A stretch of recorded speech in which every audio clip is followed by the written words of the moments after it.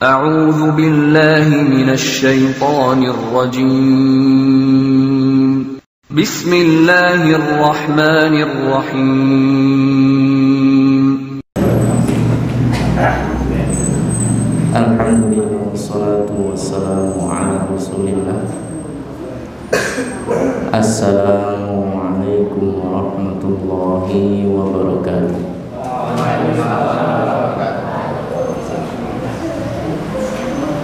Alhamdulillahi rabbil alamin wal aqibatu lil muttaqin wala udwana illa 'alal zalimin.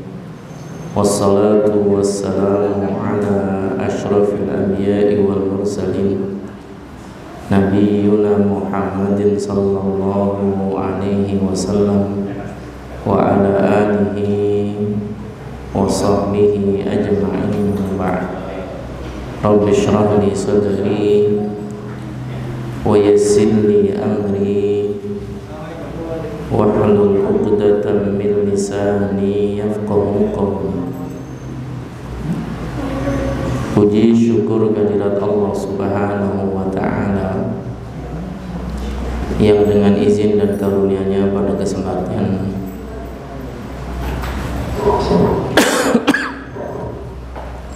malam hari ini Allah masih mengaruniakan kepada kita kesehatan, masih mengaruniakan kepada kita kesempatan hingga kita bisa melazimi kembali majelis ilmu yang dimuliakan oleh Allah dan Rasul-Nya, yang mudah-mudahan menjadi asbab kita mendapatkan kebaikan di dunia sekaligus menjadi asbab kita mendapatkan kebaikan di akhirat. Salawat dan salam juga moga tetap tercurah kepada Nabi kita Muhammad sallallahu alaihi wasallam yang telah dipilih oleh Allah sebagai uswah hasanah, sehingga tak layak bagi setiap mukmin kecuali mengikuti apa yang telah beliau contohkan dan beliau sunnahkan. Jamaah yang dimuliakan oleh Allah Subhanahu wa ta'ala, pada kesempatan sebelumnya kita telah membahas hadis tentang anjuran untuk melakukan istikharah di dalam setiap urusan yang kemudian kita jalani, bukan hanya perkara tertentu saja, bahkan kalau perlu setiap perkara yang kemudian kita hadapi, baik ketika kita bimbang ataukah kemudian kita ingin menentukan hendak melakukan atau tidak, kita melakukan doa istikharah tadi sebagai bagian dari salah satu di antara apa yang diajarkan oleh Nabi sallallahu alaihi wasallam kepada kita.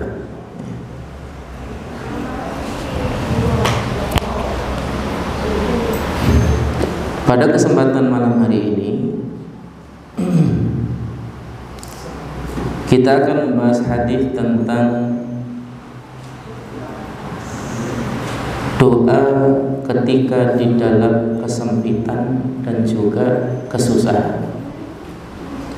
Disebutkan dari Abdurrahman bin Abi Bakrah annahu qala li abihi, bahwa ia pernah bertanya kepada ayahnya, ya abati inni asma'uka tad'u kullu ghadatin, wahai ayahku, sesungguhnya aku mendengarmu berdoa setiap pagi hari. Allahumma afini fi badani, Allahumma afini fi sam'i, Allahumma afini fi basari, la ilaha illa anta, tu'iduha thalathan hina tumsi wa hina tusbihu thalathan, di mana engkau mengulangnya 3 kali di waktu sore dan 3 kali di waktu pagi. Wa taqulu Allahumma inni a'udzubika minal kufri wal faqr, Allahumma inni a'udzubika min 'adzabil qabr la ilaha illa anta tu'iduha thalathan hina tumsi wa hina tusbihu thalathan. Engkau mengulang doa itu pula 3 kali setiap kali datang waktu pagi dan 3 kali setiap kali datang waktu sore. Faqala na'am. Maka kemudian sang ayah menjawab, iya wahai anakku. Sami'tu Rasulullah sallallahu alaihi wasallam yaqulu bihinna wa ana uhibbu an astanna bi sunnatihi.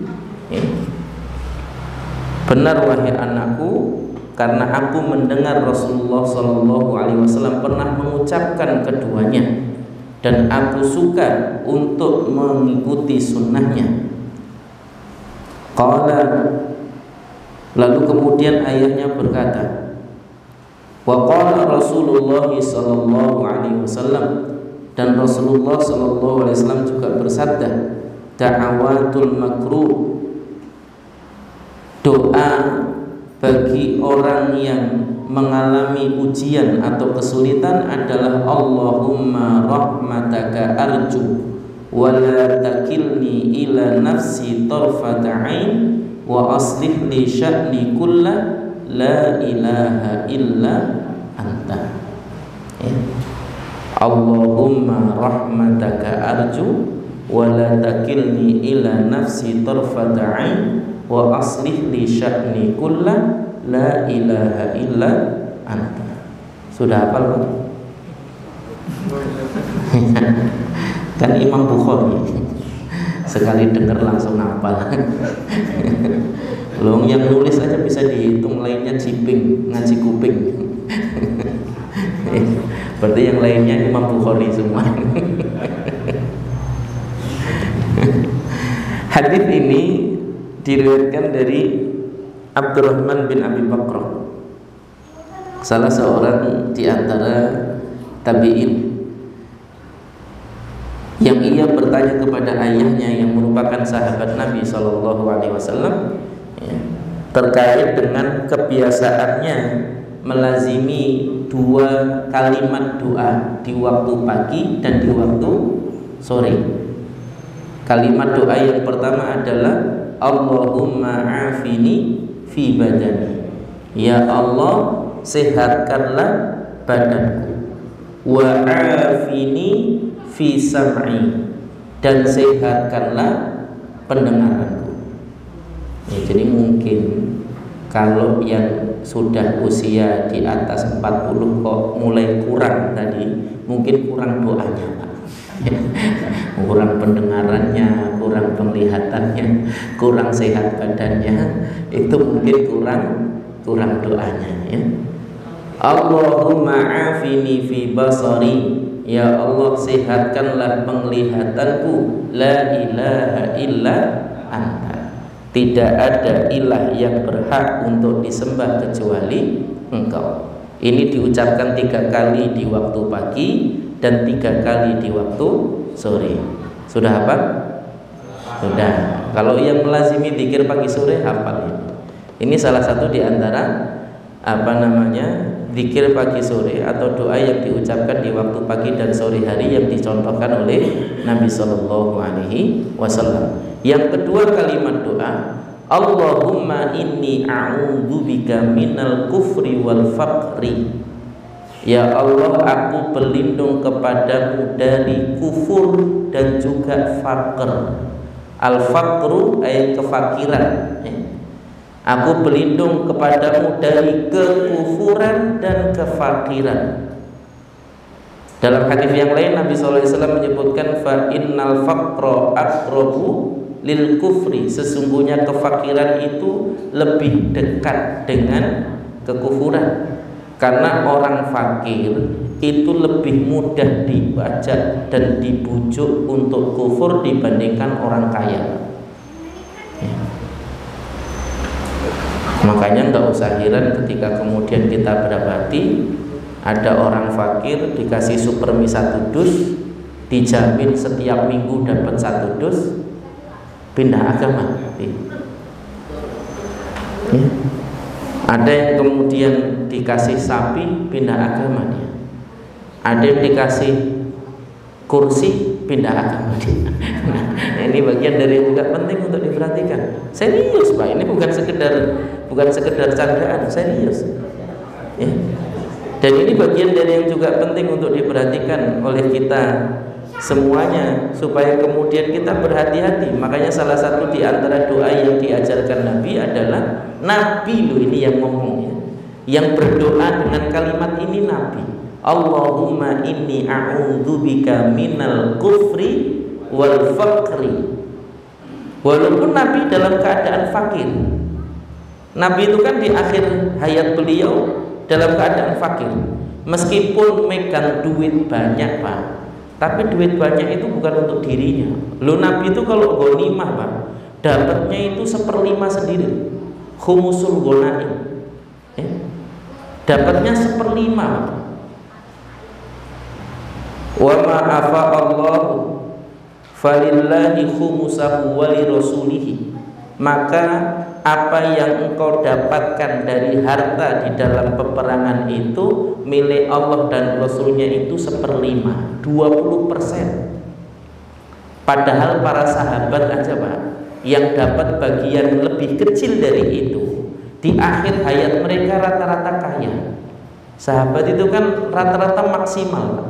Maksimal dunianya, maksimal akhiratnya. Itu rata-rata sahabat. Ya. Secara finansial sugih Pak, ya, hartanya banyak, istrinya banyak, anaknya banyak, serius, ya. Sahabat itu di akhir hayatnya justru maksimal, baik kehidupan dunianya maupun akhiratnya. Akhiratnya jangan tanya. Makanya salah satu di antara apa yang dikhawatirkan Nabi terhadap para sahabat adalah apa? Bukan ketika mereka diuji dengan ujian kesulitan, bukan. Tapi ketika kemudian dibukakan bagi mereka perhiasan-perhiasan dunia tadi, itu yang dikhawatirkan Nabi terhadap para sahabat. Apalagi kita ini kadang-kadang sugih titik aja udah lupa, ya. Bisnisnya agak menyibukkan sedikit aja udah jadi nggak ngaji, ya kan? Udah jadi enggak. Ini bukan nyindir Pak, bukan, nampol aja. Ya, ini penting untuk kita jadikan renungan ini. Lu sahabat dulu coba sekali, kalau kita mau ukur sibuknya kita dengan para sahabat itu sibukan siapa Pak?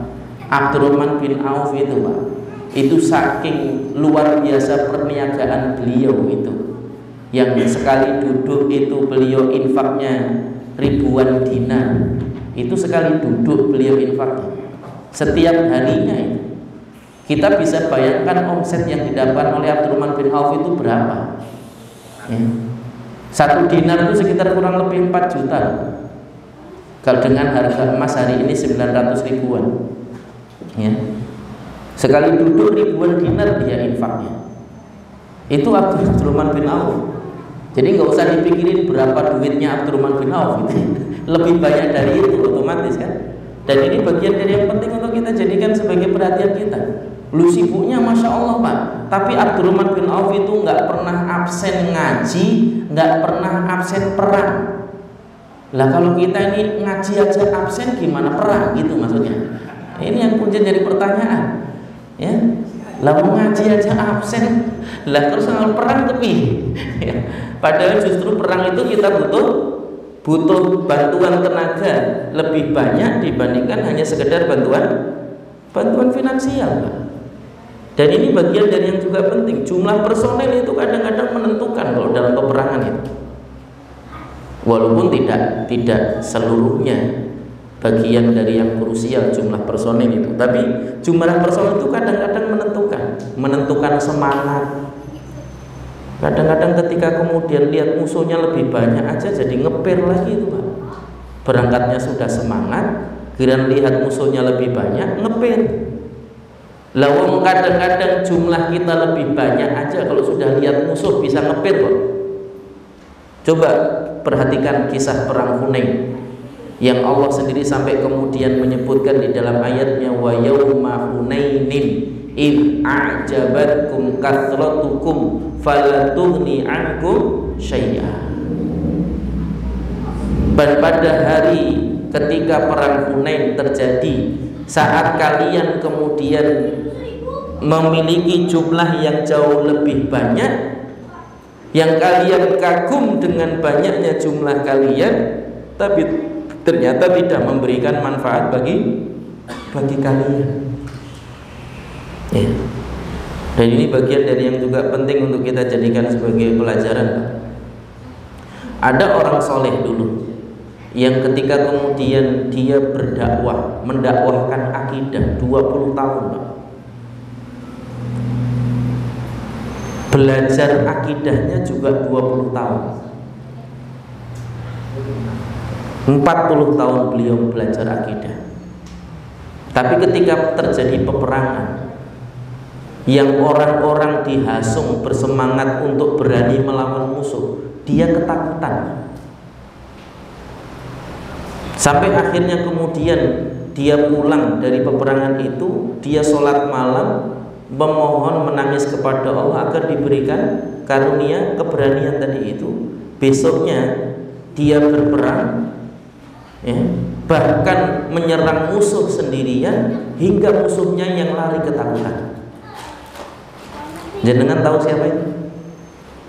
Ya. Itu adalah Muhammad Izzuddin Al-Qassam, orang Syria yang hari ini namanya diabadikan oleh para pejuang Palestina menjadi sebuah divisi militer namanya Brigade Izzuddin Al-Qassam. Itu seorang alim, Pak. Dan itu bagian dari yang kemudian penting untuk kita jadikan sebagai pelajaran bahwa ternyata power atau kekuatan yang kita miliki, persenjataan yang kemudian kita punyai, ataupun perlengkapan yang ada pada diri kita serta keilmuan yang ada pada diri kita itu tidak menjamin keberanian di dalam peperangan. Keberanian di dalam peperangan itu hanya akan didorong oleh keimanan kepada Allah Subhanahu wa ta'ala. Maka ketika kemudian para sahabat menghadapi perang Badar, ketika peperangan itu didasari dengan keimanan, ketika satu amalan itu didasari dengan keimanan, mereka bukannya takut, bukannya gentar, tapi justru mengatakan apa? Ini adalah yang dijanjikan Allah kepada kita. Ya. Itu orang-orang yang beriman. Dan ini bagian dari yang juga penting untuk kita jadikan sebagai pelajaran. Lah kalau kita ini belum perang aja sudah sering absen, gimana nanti perang? Ya. Dan ini bagian dari yang juga penting untuk kita jadikan sebagai pelajaran. Loh, perang itu ibarat kata Said Hawa, salah satu di antara ulama Mesir yang dulu pernah menjadi pimpinan Ikhwanul Muslimin. Ketika ditanya, "Wahai Syekh, kapan kita akan perang?" Kata salah satu murid pengajiannya kayak gini, "Kita akan perang ketika saya perintahkan kamu berdiri, kamu berdiri. Ketika saya perintahkan kamu duduk, kamu duduk." Lawung ini diundang, bahkan diundangnya sudah berkali-kali, masih nggak datang juga. Hadirilah pengajian pada malam ini, pada Jumat malam Sabtu, tempatnya di tempat A, ya, yang mengisti Ustadz Fulan, ya. Karena ustadznya bukan ustadz artis ya, yang datang ya biasa aja. Coba kalau ustadz artis kayak tadi siang kan, oh yang datang tuh berjubel-jubel, orang sampai bingung mau parkir, ya kan? Di doa itu kalau ustadz artis datang, ya, itu dari siang Pak, nungguin sudah parkir, ya, itu dari siang. Padahal pengajiannya masih habis isya. Ini genah-genah pengajian habis maghrib sampai isya masih belum penuh juga. Ya, ini bagian dari juga penting untuk kita jadikan renungan. Perkataan saya tahu tadi, ya mungkin itu juga Salah satu bentuk kasih sayang Allah kepada kita, kenapa Allah belum menakdirkan kita berperang sebagaimana saudara-saudara kita di Palestina, ya mungkin karena kita ngaji ini kayak gini ini gitu, ya. Wis kadang-kadang teko ngaji turu, sing ora turu kadang-kadang orang nyambung, ya lah itu. Padahal nanti kalau dalam peperangan itu Pak, komando itu penting untuk diperhatikan. Salah paham sama komando, habis kita Pak. Ini penting untuk dijadikan sebagai perhatikan. Jadi keperhatian kita ini. Jangan sampai kemudian diabaikan. Kita ini belajar berjamaah itu dari hal-hal kecil loh Pak. Dari mulai sholat jamaah, masbuk opora, kan gitu. Itu dari hal paling sederhana, kita dilatih secara ritme aktivitas jama'inya kita itu dilatih dari hal-hal kecil tuh Pak. Dari mulai sholat jamaah, masbuk apa enggak. Nanti kalau ada amal jama'i juga masbuk apa enggak. Apa malah absen tadi itu kajian, ya. Belum lagi nanti aktivitas-aktivitas yang lain. Dan itu yang kemudian Allah coba latih kita. Wong kadang-kadang jelas-jelas pendapat yang rojih Idul Fitri itu lusa aja tetap milih sesok kabeh kok. Ya. Lebih cepat lebih baik katanya. Wah, ini masalah nih. Ya. Wong jelas-jelas ustadznya itu hari Rabu semua sholat idnya. Ini malah pada hari Selasa. Padahal kalau tanya ustadz Idul Fitrinya kapan? Rabu. Tanya ustadz yang lain kapan? Rabu.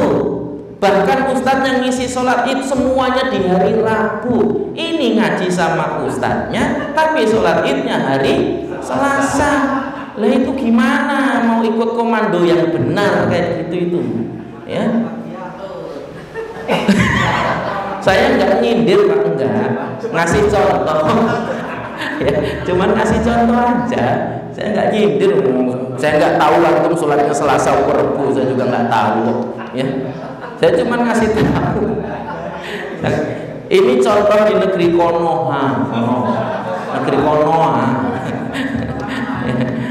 Ya. Ini bagian dari yang juga penting untuk kita jadikan sebagai perhatian kita. Ya. Loh kadang-kadang kita ini sudah tanya, sudah tahu ilmunya, tetap pilih yang lebih cepat loh. Ya. Lo gimana kasusnya nggak seperti perang Uhud ketika kemudian suruh tinggal, nanti kalau belum disuruh turun jangan turun. Ya pantas kalau ada yang seperti itu gitu. Wong dulu zaman sahabat aja nabinya ada, jangan suruh turun aja istihad sendiri. Apalagi sekarang nabi sudah nggak ada, yang ada cuma ustadz biasa. Ya istihad dewe-dewe, lebih pinter daripada ustadz malah kan. Keren tuh. Ini bagian dari yang kemudian penting untuk kita jadikan sebagai perhatian kita. Ya, renungan ini, renungan. Bahwa apa yang kemudian kita perlu amalkan itu semuanya harus tertata, Pak. Loh salat jamaah aja kalau imam belum takbir, kita nggak boleh takbir, Pak. Itu salat jamaah loh. Lah kok kemudian kayak gitunya cuma di salat jamaah doang, poso ora kaya ngono. Ya. Kiran kemudian nanti zakat ya ora kaya ngono. Kiran kemudian tanya ustaz, gimana ustaz?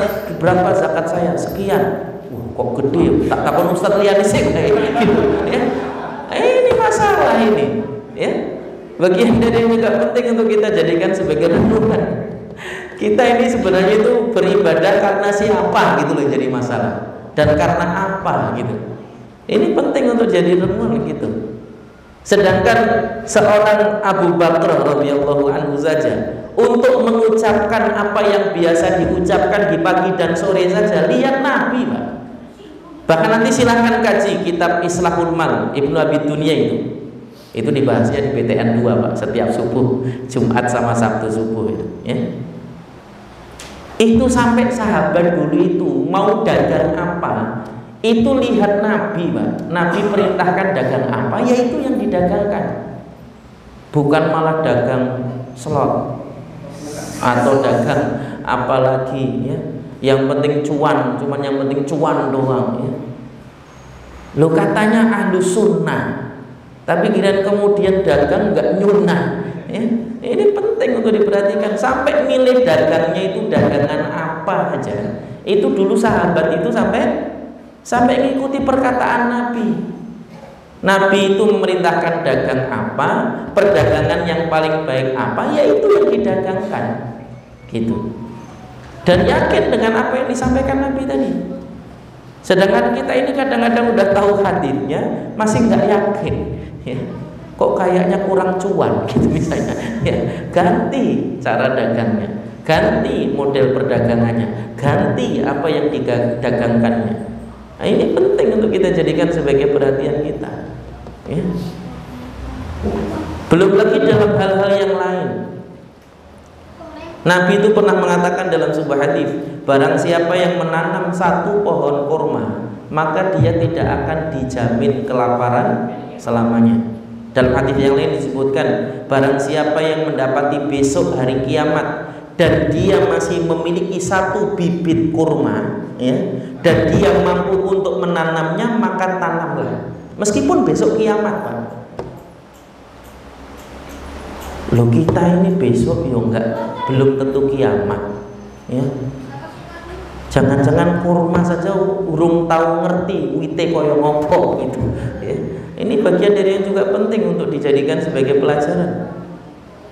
Yang kadang-kadang beli rumah nggak ada tanah tersisa, jangankan untuk nanam kurma, nanam cabai aja nggak ada tempat, ya.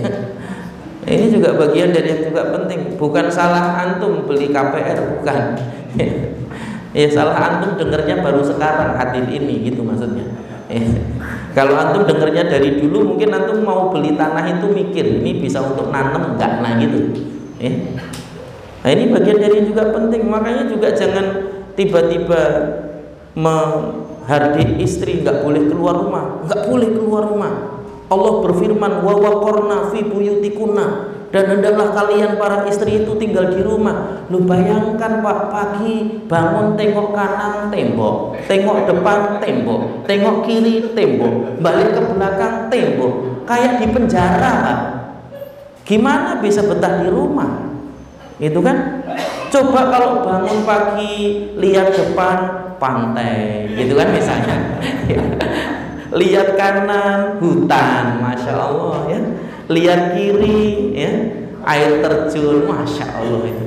Kemudian gemericik air mengalir di bawah, ya, seperti sebagaimana firman Allah Subhanahu Wa Taala, wa tajri min tahtihal anhar, mengalir di bawah kaki mereka sungai-sungai. Masya Allah. Itu mbok jangan disuruh, jangankan suruh tinggal di rumah, disuruh keluar aja nggak mau, itu yakin saya, ya. Tapi sekali lagi, selamat bermimpi. Ya, karena itu salah satu gambaran Allah di surga seperti itu, Pak. Ya. Sedangkan kita ini jauh panggang daripada api. Padahal dulu Pak, kaum muslimin itu sampai bangun rumah itu ngimpiin surga Pak. Itu sampai dibangun rumahnya, didesain sedemikian rupa seakan-akan itu surga. Nah, pilih-pilihkan sendiri. Ini ada konsultan arsiteknya di sini. Silakan tanya-tanya. Konsultan bangunannya ada, tukang bangunnya ada, bahkan tukang baksonya pun ada. Nanti kalau tukangnya kelaparan bisa makan bakso, gitu maksudnya. Ya, ini bagian dari yang juga penting untuk dijadikan sebagai perhatian kita. Ya, butuh izin dibantu sama pengacara, kan kurang apa coba kita. Ya, ini bagian dari yang juga penting untuk diperhatikan. Butuh baju, ada penjahitnya, ya kan? Masya Allah. Ya. Ya, kalau tukangnya butuh nginep, ada bos kos-kosan juga. Kurang apa coba kita ini, ya? Yang jelas kurang gatek lagi. Ya, ini penting untuk kita jadikan sebagai perhatian kita. Sampai setiap detil apa yang disampaikan dan dikatakan Nabi itu betul-betul berusaha dilaksanakan, Mbak. Lah kita ini kadang-kadang ngakunya ahli sunnah tapi nggak setiap detil tadi dilakukan. Kenapa? Ya karena sunnahnya saja kita nggak hafal. Itu. Sunnahnya aja kita nggak hafal, gimana kemudian kita mau melazimi sunnah? Dan ini penting untuk kita jadikan sebagai perhatian kita. Allahumma inni a'udzubika min adzabil qabri. Ya Allah, aku berlindung kepadamu dari azab kubur. La ilaha illa anta. Tiada ilah yang layak untuk disembah kecuali Engkau. Dan Nabi mengulang itu juga tiga kali. Apa kaitannya antara kehidupan yang berlindung dari kekufuran dan kefakiran dengan azab kubur? Menunjukkan bahwa salah satu di antara asbab yang menjadikan seseorang itu mendapatkan azab di kubur adalah dua tadi. Satu, kekufuran yang menjadikan dia diazab di alam kubur. Yang kedua, kefakiran yang akhirnya sering mendorong dia untuk melakukan kemaksiatan, yang akhirnya juga menjadi asbab dia mendapatkan azab kubur. Sebagaimana hasil riset menyebutkan bahwa banyaknya kriminalitas hari ini yang ada, itu faktor utamanya adalah faktor ekonomi, Pak. Ya. Dan itu fakta yang tidak terbantahkan. Itulah kenapa di dalam Islam, Pak, kaya miskin mungkin tetap ada, tapi tidak ada kesenjangan antara yang kaya dengan yang miskin. Karena mereka yang kemudian Allah berikan kelebihan berbagi dengan mereka yang kemudian tidak Allah karuniai kelebihan tadi. Bahkan mereka menanggung urusan saudara-saudaranya yang kekurangan. Makanya ada syariat zakat, ada syariat fidyah, ada syariat kafarat yang isinya juga memberi makan. Belum lagi terkait dengan sunnah untuk berbagi makanan. Bahkan sedekah yang paling utama itu adalah sedekah makanan. Saya yakin kita bisa melakukannya, Pak. Cukup misalnya setiap pagi kita gantung di pagar kita ada nasi uduk atau ada apa gitu, 2 bungkus, 3 bungkus, atau mungkin sediakan tempat meja, tulisi di situ misalnya silahkan diambil bagi yang membutuhkan. Sarapan pagi, nanti siang taruh 2 bungkus lagi, sore taruh 2 bungkus lagi. Kita nggak tahu siapa yang kemudian lewat dan kemudian membutuhkan. Nggak usah nunggu Jumat berkah, Pak. Orang makannya nggak setiap Jumat sekali, enggak. Orang tuh makannya tiap hari, nggak setiap minggu sekali, enggak. Dan ini bagian dari yang juga penting. Bahkan kalau itu kita wujudkan, ibarat kemudian kita sendiri merasakan ketika aksi 212, gimana kemudian kita yang dari jauh, dari Sumatera, dari Jawa datang ke Jakarta, Pak, nggak khawatir kelaparan. Kenapa? Banyak yang menyediakan makanan, silakan Pak diambil gratis. Nih Pak, baksonya silakan, yang mau gratis. Coba bayangkan, kita nggak khawatir itu kemana-mana juga. Mau ke kanan ada bakso, ke kiri ada nasi padang, ke depan ada apa lagi, tinggal milih. Bahkan kadang-kadang sampai berlebih kita membawa makanan itu. Itu keberkahan berbagi yang kalau kemudian itu kita praktekkan, bukan hanya pada aksi 212, Pak. Masya Allah. Itu menjadi salah satu di antara bagian dari hal yang istimewa, yang kemudian kita bisa jadikan sebagai amalan kita, yang nanti menjadi asbab terjaganya orang-orang dari berbagai macam kemaksiatan tadi itu. Meskipun mereka fakir, mereka terjaga dari kemaksiatan lantaran perilaku kita. Bahkan dulu ada tradisi di pasar-pasar di wilayah Kesultanan Turki Utsmani itu, Pak. Setiap pedagang itu menyediakan keranjang khusus di situ, yang kalau kemudian misalnya itu tukang roti, dia ada keranjang khusus di situ. Siapapun fakir miskin boleh mengambilnya sesuai dengan yang dibutuhkan. Dia 1 orang yang ngambil 1 silakan, 2 orang ngambil 2 silakan. Jadi kalau orang beli itu, ada orang, belum tentu yang sedekah yang tukang rotinya, belum tentu. Ada orang beli, dia misalnya 5 orang, dia beli 10, yang 5 ditaruh keranjang, yang 5 dibawa pulang. Nanti siapapun yang membutuhkan boleh ngambil di keranjang itu. Dan ini bagian dari yang juga penting untuk kita jadikan sebagai contoh dan perlu kita amalkan. Apalagi kalau itu ternyata ada di pasar-pasar, ada di masjid-masjid, dan ada di rumah-rumah kaum muslimin. Berapa banyak orang yang tercukupi lantaran itu. Wallahu a'lam. Kita lanjutkan ba'da Isya insyaallah. Demikian wabillahi taufiq wal hidayah. Assalamualaikum warahmatullahi wabarakatuh. Alhamdulillah wassalatu wassalamu ala Rasulillah. Assalamualaikum warahmatullahi wabarakatuh.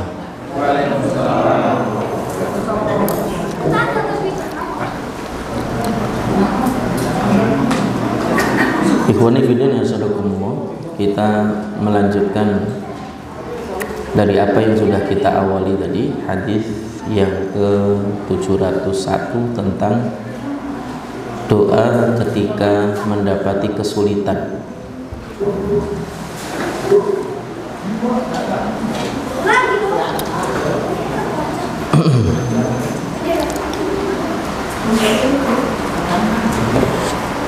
Disebutkan di dalam riwayat dari Abu Bakrah tadi,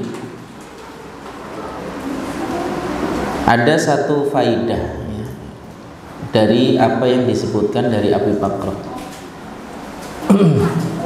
Yang pertama, faidah di dalam pendidikan, bagaimana adanya interaksi antara anak dengan orang tua. Orang tua itu lebih khusus adalah ayah. Tadi perawinya siapa? Muhammad bin Abi Bakrah, ya kan? Abdurrahman bin Abi Bakrah. Dari Abdurrahman bin Abi Bakrah kepada bapaknya Abu Bakr. Jadi interaksi antara ayah dengan anak laki-lakinya itu interaksi penting, Pak. Jangan dianggap remeh. Ya. Kalau anak laki-laki dengan ibu, anak perempuan dengan ayah itu lumrah. Tapi kalau anak laki-laki dengan ayah itu jarang. Dan ini bagian dari yang juga penting untuk diperhatikan. Secara umum anak-anak dengan ayah itu jarang. Ya. Makanya salah satu di antara yang paling disorot di dalam Al-Quran dan juga di dalam hadis adalah hubungan antara ayah dengan anak. Coba perhatikan di dalam Al-Quran, yang paling banyak dikisahkan dan dicontohkan hubungan orang tua dengan anak di dalam Al-Quran itu adalah hubungan ayah dengan anaknya. Nabi Ibrahim dengan Ismail, Nabi Yakub dengan Yusuf, ya kan?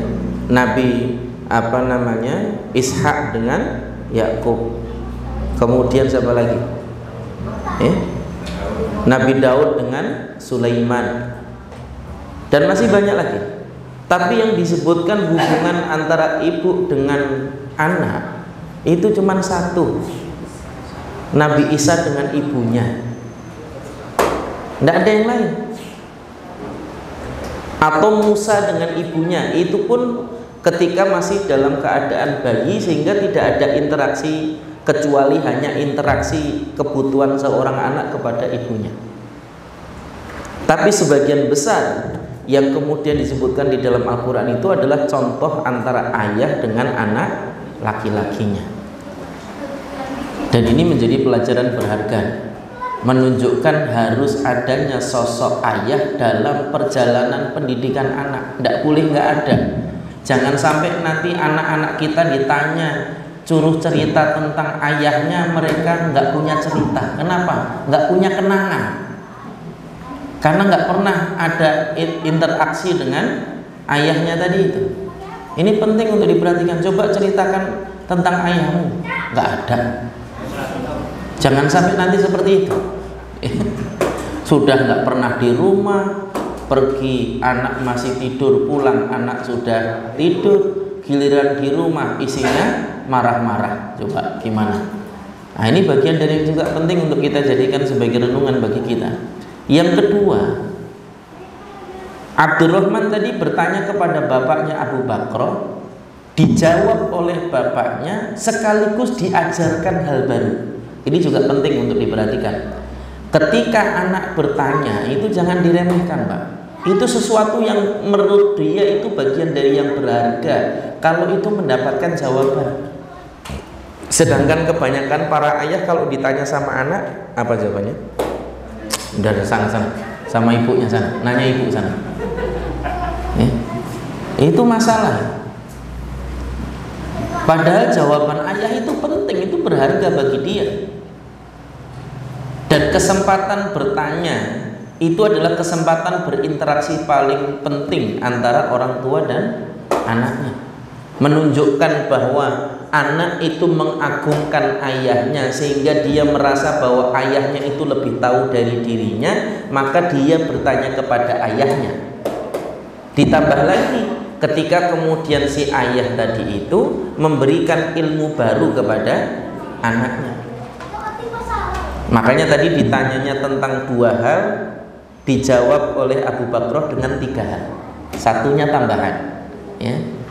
Abu Bakrah menambahkan waqala Rasulullah sallallahu alaihi wasallam da'awatul makrubi, dan doa ketika kemudian ditimpa kesulitan atau kesusahan adalah Allahumma rahmataka arju wa la takilni ila nafsi tarfata ain wa aslih li sya'ni kullahu la ilaha illa anta. Dan ini penting untuk kita jadikan sebagai renungan bagi kita. Itu faedah pendidikannya. Bagaimana dahulu para sahabat itu kalau pengen lihat anaknya seperti apa, lihat bapaknya, kurang lebih sama, ya. Baik kesolihannya maupun ilmunya. Kalau hari ini dilihat dari bapaknya apa? Nakalnya. Ini masalahnya, ya.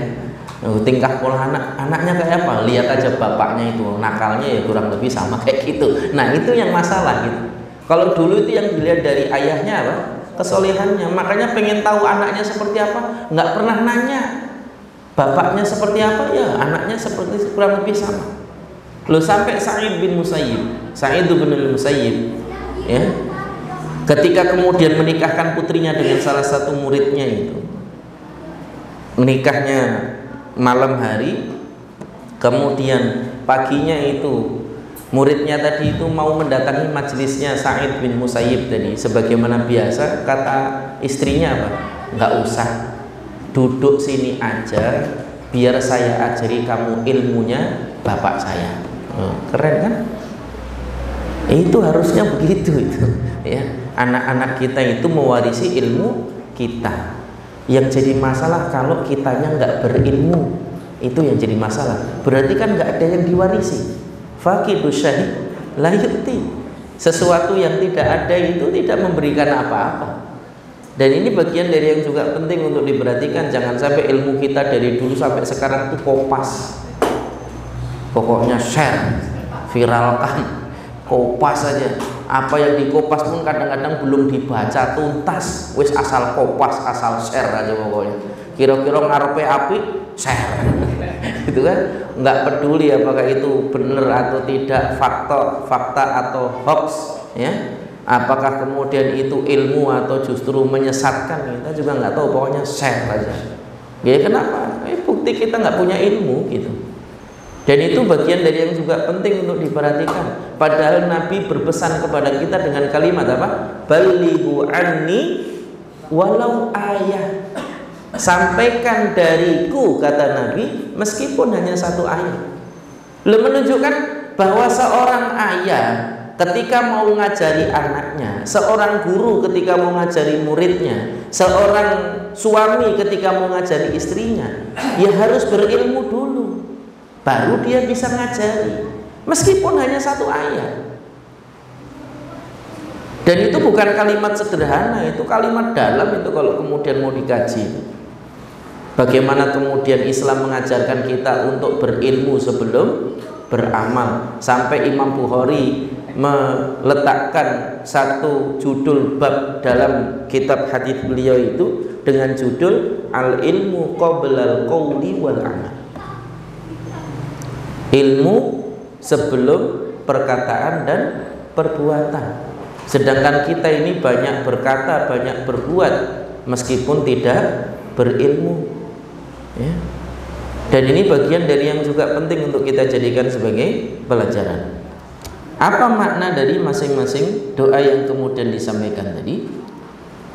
Dari yang pertama tadi, Allahumma afini fi badani, ya Allah sehatkanlah badanku, li aqwa ala ta'atika wa ibadatika, agar aku kuat di dalam menjalankan ketaatan kepadamu dan juga beribadah kepadamu, wal jihada fi sabilika wa nusrata dinika, supaya aku juga kuat di dalam berjihad di jalanmu dan menolong agamamu. Itu tujuannya kuatnya badan, Pak, bukan pamer six pack doang, bukan. Belum tentu yang six pack itu lebih kuat daripada yang one pack, belum tentu. Oh, coba aja, ya, belum tentu. Jangan remehkan yang one pack. One pack boleh, perutnya one pack, tapi tenaganya jangan tanya, gitu kan? Nah, ini bagian dari yang juga penting untuk diperhatikan. Ibarat samuhung, ya kan? Meskipun badannya lebar tapi lincah, gitu kan? Ya, ya kan? Nah, itu penting untuk diperhatikan. Nggak selalu yang kemudian kurus sterek itu kemudian lebih lincah dan lebih baik. Enggak, ya. Itu tinggal bagaimana kita melatih diri. Perintahnya wa'iddu lahum mastata'tum min quwwah. Kita yang diperintahkan untuk melatih kekuatan, ya. Bukan masalah melatih postur. Bentuk postur itu nomor sekian, ya. Tapi yang perlu dilatih itu adalah kekuatannya tadi. Dan ini bagian dari yang juga penting untuk diperhatikan, ya. Dan yang paling utama, ya, menaklukkan jiwa kita, sifat malas kita, ya. Kemudian sifat lemah kita, itu yang perlu ditaklukkan dulu pertama kali, ya. Wala tahinu wala tahzanu wa antumul a'launa. Allah sendiri yang kemudian mengatakan kepada kita, janganlah kamu lemah dan janganlah kamu merasa hina, merasa rendah. Kenapa? Fa antumul a'launa in kuntum mu'minin. Karena sesungguhnya kalian itu adalah orang-orang yang lebih mulia, lebih tinggi, lebih terhormat, lebih kuat. In kuntum mu'minin, kalau kalian beriman kepada Allah. Salah seorang ulama menafsirkan hadis ayat ini, menjelaskan tadabbur dari ayat ini dengan mengatakan apa? Sungguh kelemahan dan merasa rendah itu sudah dihapus dari kamu seorang mukmin. Jadi seorang mukmin itu nggak pernah merasa lemah, ya. Dia selalu merasa kuat. Pokoknya bisa gini, bismillah, gitu aja. Masalah bisa enggaknya itu urusan nanti. Pokoknya bismillah dulu, jalankan dulu. Makanya nanti dalam definisi mastata'tum itu, sebagian ulama ada yang menjelaskan mastata'tum itu dilakukan dulu. Kalau kemudian setelah melakukan pingsan atau jatuh, baru kemudian itu batas kemampuan. Kalau belum, ya belum tahu, belum dilakoni, ya kan? Kadang-kadang kita ini belum melakukan tapi sudah merasa nggak mampu dulu. Gimana bisa nggak? Waduh, jangan saya nggak bisa, ya.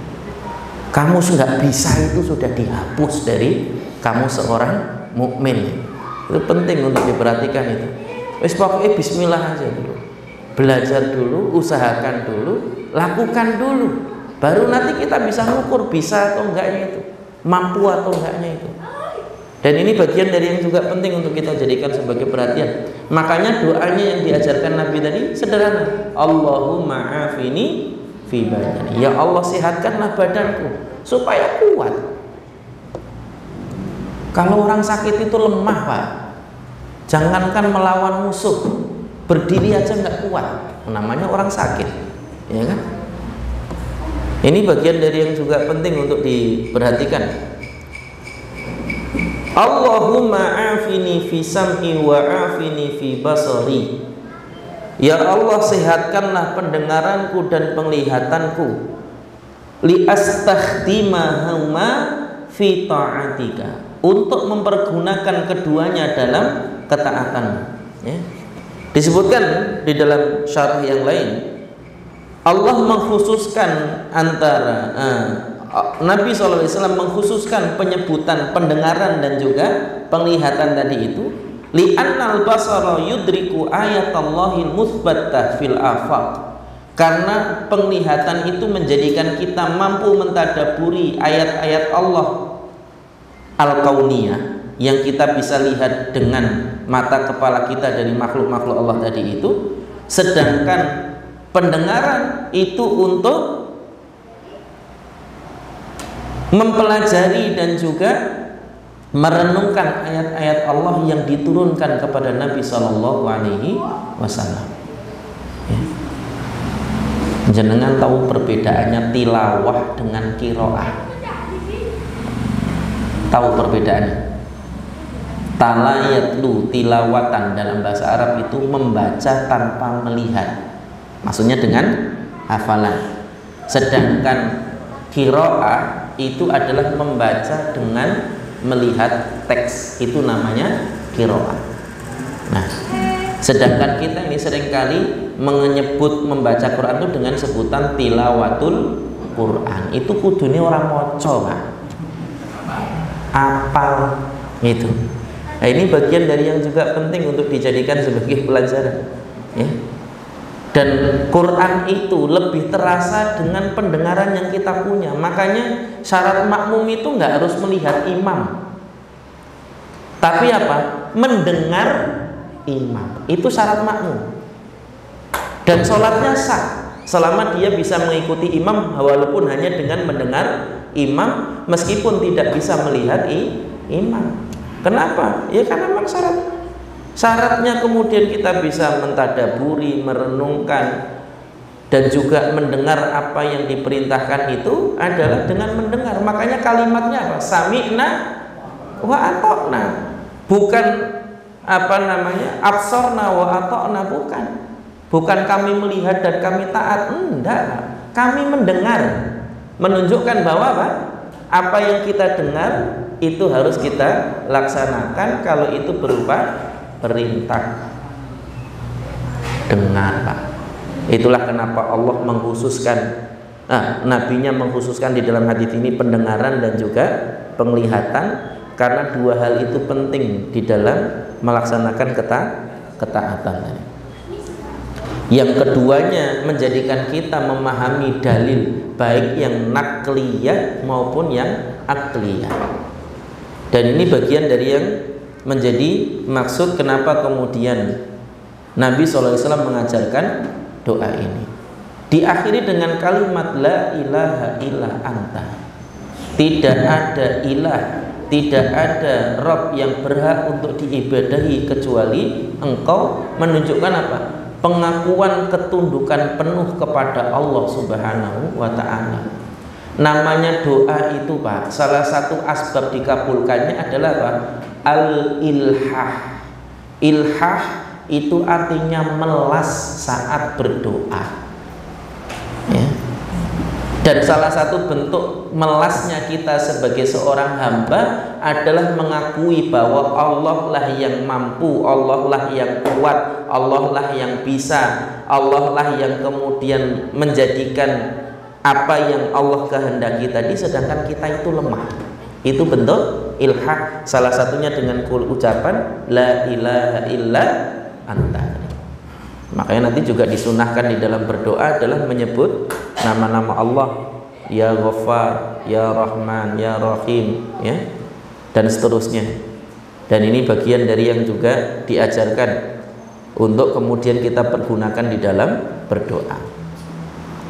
Kemudian kalimat berikutnya, ya, terkait dengan doa Allahumma inni a'udzubika minal kufri wal faqri wa min adzabil qabri la ilaha illa anta tadi. Ketiganya adalah sesuatu yang ditakuti dan sesuatu yang sulit, ya. Bahkan Nabi SAW mendampingkan antara kefakiran dengan kekufuran, karena masing-masing menjadi asbab dari yang lainnya. kufur itu bisa menjadi asbab fakir, ya akhirnya kemudian kita terlepas dari rahmat Allah dengan dimasukkan ke dalam surganya, padahal kita butuh terhadap surga itu. Fakir itu artinya apa, Pak? Artinya butuh. Lawan dari ghina. Ghina itu artinya nggak butuh. Ghina itu kalau diterjemahkan seringkali kaya, sedangkan fakir itu miskin, ya. Fakir itu membutuhkan, sedangkan orang yang ghina itu adalah orang yang tidak membutuhkan. Makanya kekufuran itu bisa menyebabkan kefakiran. Maksudnya apa? Dia butuh surga, mau dimasukkan ke dalam surga, tapi dia nggak dimasukkan, malah justru diadab dengan neraka. Begitu juga sebaliknya, kefakiran itu bisa menjadi asbab kekufuran. Berapa banyak orang yang kemudian gara-gara kefakirannya akhirnya kemudian menjual agamanya demi sepotong dunia. Dan itu bagian dari hal yang kemudian diingatkan oleh Nabi di dalam hadis ini, ya. Hadis ini juga mengajarkan kepada kita bagaimana kemudian rakusnya para sahabat terhadap ilmu dan juga sunnah-sunnah Nabi Sallallahu Alaihi Wasallam. Bahkan yang ditanya itu adalah aktivitas yang kemudian menjadi bagian dari ibadah tadi. Kenapa engkau berdoa begini wahai ayah? Kenapa engkau berdoa begini wahai ayah? Ya. Yang ditanya itu tentang kebaikan, bukan kenapa engkau tadi makan nasi wahai ayah, bukan gitu. Lah kalau kita itu yang ditanya masih terkait dengan urusan dunia, ya berarti yang kita pikirin dari sejak bangun tidur sampai tidur lagi yaitu dunia, bukan akhirat. Sedangkan para sahabat itu dulu yang dipikirkan tuh hampir semuanya akhirat. Jadi yang ditanyakan itu juga perkara-perkara yang bermanfaat untuk akhiratnya. Sedangkan kita ini ketemu tadi ngapain, tadi ikut ini enggak, tadi makan apa gitu, ya. Seringkali kalau kita ketemu kan berputar-putar pertanyaannya seputar itu aja, ya. Apalagi sudah habis piringnya sudah kosong, ya. Yang di depan yang masih utuh. Ya. Nah, ini bagian dari yang juga penting untuk kita renungkan, ya. Hadis ini juga mengajarkan kepada kita bagaimana bersegeranya para sahabat ketika mendapati bahwa itu adalah sesuatu yang dicontohkan oleh Nabi. Dan doa yang terakhir, ya, doa ketika kemudian kita ditimpa dengan kesulitan, kesusahan, hal-hal yang membuat kita sedih, gundah, ya, galau dan semisalnya adalah kalimat Allahumma rahmataka arju wala takilni ila nafsi tarfata ain wa aslih li sya'ni kulla la ilaha illa anta.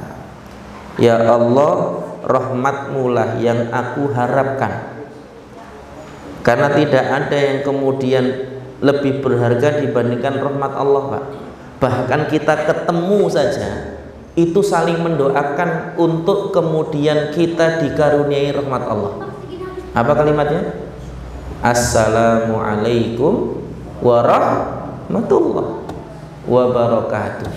Semoga keselamatan, rahmat dan juga keberkahan Allah bersamamu. Coba bayangkan, itu setiap kali ketemu, maka jangan diganti klakson, ting, nggak ada faedahnya, Pak.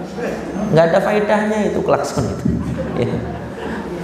Wong perintahnya itu afsus salam, sebarkanlah salam, bukan afsus klakson, bukan, ya. Ini penting untuk diperhatikan, ya. Yang kita ketemu saja doanya, doa supaya kemudian diberikan rahmat. Wala takilni ila nafsi tarfata ain, dan jangan engkau biarkan urusan itu aku menanggungnya sendiri tanpa bantuanmu, meskipun hanya sekejap mata, sakedipan. Tarfata ain itu sakedipan mata, Dok. Kita nggak akan mampu, Pak, kalau bukan karena pertolongan Allah, ya. Wa man nasru illa min indillah. Kalaulah bukan karena pertolongan Allah, kita nggak akan mampu itu, meskipun hanya sekejap mata. Ya. Loh kita aja melek kalau bukan karena ditolong oleh Allah, nggak melek enggak Pak. Dan ini bagian dari yang juga harusnya menjadi renungan bagi kita. Ya. Makanya di sini dijelaskan juga